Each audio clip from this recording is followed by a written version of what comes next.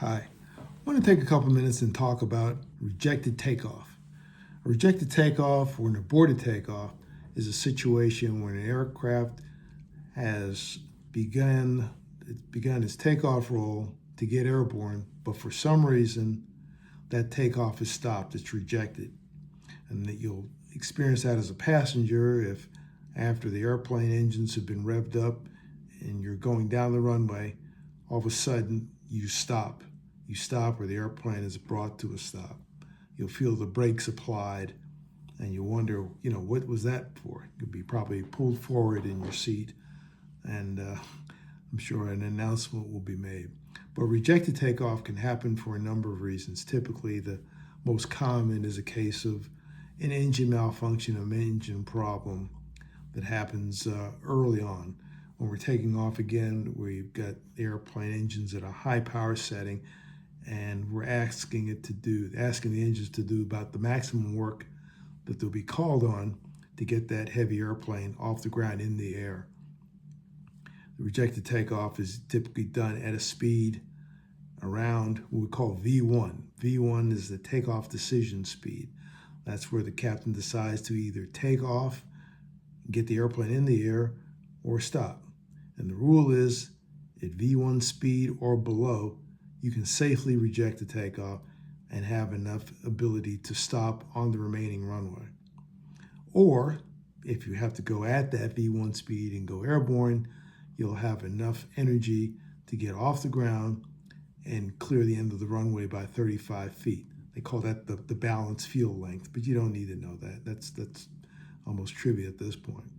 But if the takeoff is rejected, the general procedure is to allow the brakes to cool. And this is assuming you've got a problem and you've rectified the problem.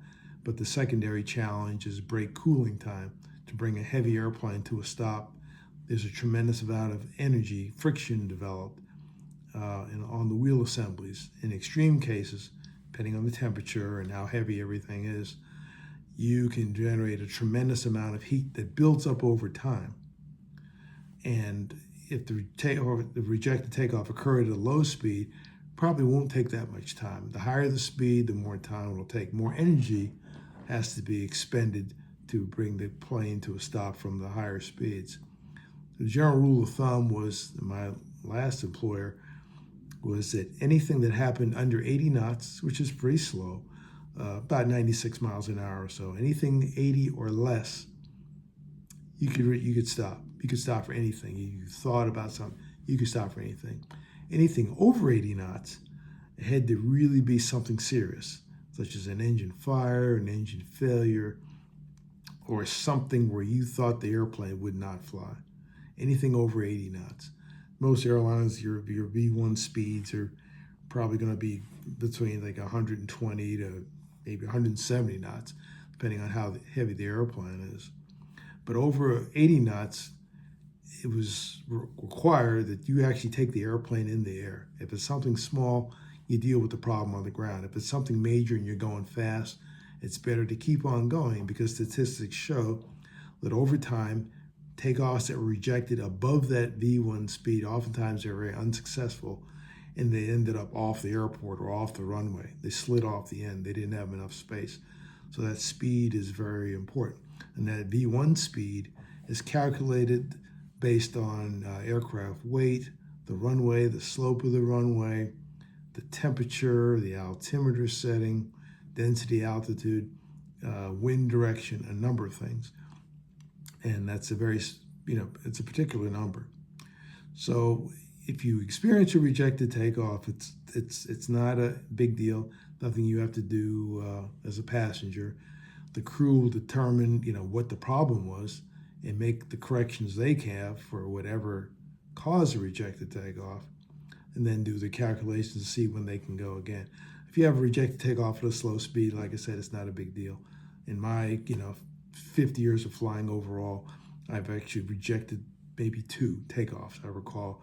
And both of those were at low speed, and they're for like very little things. Maybe a door popped open, or there's some indication we weren't sure of and had a question about. And since the speed was so low, there's no big deal, and there's no brake cooling time. You'll have charts for that. But if you have something serious, you may have a long cooling time while that energy dissipates, where the fire crew or whoever will make sure that the brakes are cooled down sufficiently, and everything is safe. So it's all about safety. So hopefully you don't have one of those, but if you do as a passenger, it's no big deal. Just sit back and relax and let the air crew and maintenance people get it together. That's all for today. Thanks.